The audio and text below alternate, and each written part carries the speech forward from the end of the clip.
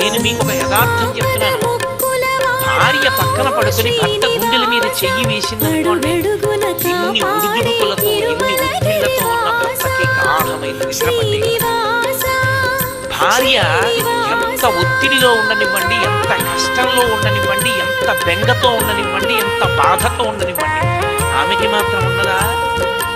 ఏ తండ్రి గారికో ఒంట్లో బాగులేదని తెలిసిందనుకోండి, రేపు విమానం ఎక్కించచ్చు భర్త, కానీ వాళ్ళ రాత్రి నిద్రపడుతుందా?